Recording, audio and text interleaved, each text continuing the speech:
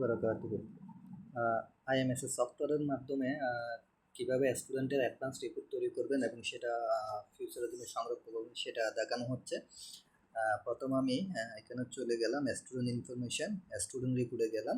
এখানে আমি প্রথমে দেখতে পাচ্ছি একাডেমিক ইয়ার রেজাল্ট। আমি এখানে 2023 সিলেক্ট করলাম, ক্লাস ওয়াইজ রিপোর্ট।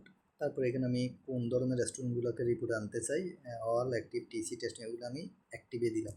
ওকে, এবার আমি ডে শিফট দিলাম, ধরেন আমি স্টুডেন্ট 6 দিলাম, সেকশন এ দিলাম।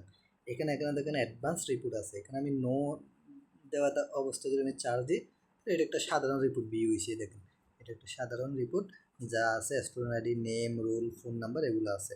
কিন্তু আমার ধরেন আরও প্রয়োজন, অন্যান্য কলাম দরকার, যেমন ওয়েট, হাইট, তারপর ব্লাড গ্রুপ ইত্যাদি কলামগুলো দরকার আমার প্রয়োজন মতো। তখন আমি এখানে ইএস দিব। ইএস দিয়ে দেখেন আমি এখানে অনেকগুলো অপশন বাইরেছে।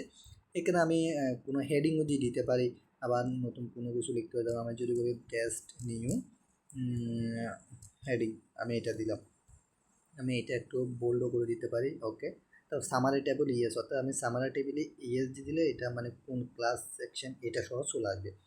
এখানে আমি নতুন এই কলামগুলো সিলেক্ট করতে পারবো। 3, 4, আমি 5টা কলাম নিলাম। প্রথম কলামে নেম নিলাম, দ্বিতীয় কলামে ধরেন আমি ফাদারের নেম নিলাম, তৃতীয় কলামে আমি জন্ম তারিখটা নিলাম, চতুর্থ কলামে আমি প্রেজেন্ট অ্যাড্রেস নিলাম, পঞ্চম কলামে একটা খালি কলাম নিব, ব্ল্যাঙ্ক কলাম নিলে এবং সেটাতে আমি নাম লিখে দিতে পারবো।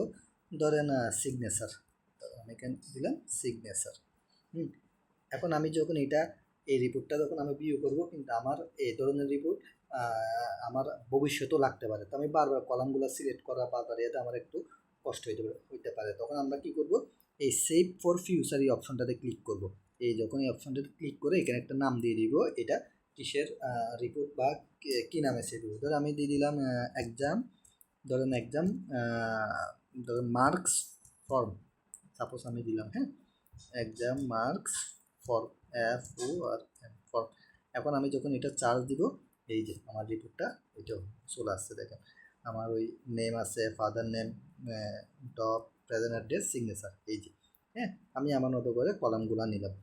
ওকে, এখন আমি যদি সফটওয়্যার থেকে বাইরে গেলাম, বাইরে আমি ধরেন অন্য জায়গায় গেলাম, আবার এই জায়গায় আমার রিপোর্ট ধরেন আগামীকাল বা এর পরের দিন বা অন্য কোনো সময় যদি আমার এই রিপোর্টটা সেম স্টাইলের রিপোর্ট লাগে, তাহলে আমি আবার এখানে যাব, স্টুডেন্ট, আমি ক্লাস ওয়াইজ রিপোর্ট যাব। এখানে আমি কোন দিনে এগুলো লাগবো, কোন ক্লাসের জন্য বাইর করব সেটা আমি যা শুধু এখানে বলে দেওয়ার পর এই সেকশনে আর অ্যাডভান্স ইয়েস দেওয়ার পর এখানে দেখেন একটা মেনু আছে, প্রিভিয়াস সেভ রিপোর্ট।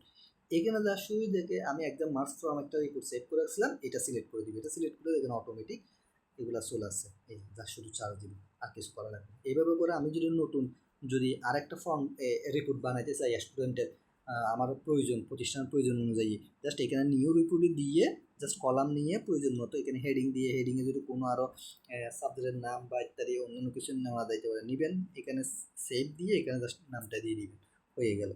এই যে আমি নিউ রিপোর্ট, আমি এখানে এক্সাম মার্কস ফর্ম দিলাম, এই যে আমার পূর্বের যেগুলো সিলেক্ট করলাম সেগুলো চলে আসলো, আবার সিলেক্ট করলাম, এই যে, হ্যাঁ। এভাবে করে আপনি স্টুডেন্টের আপনার প্রয়োজন অনুযায়ী অগণিত রিপোর্ট বানাইতে পারবেন। আসসালামু আলাইকুম ওয়া রাহমাতুল্লাহি ওয়া বারাকাতুহু।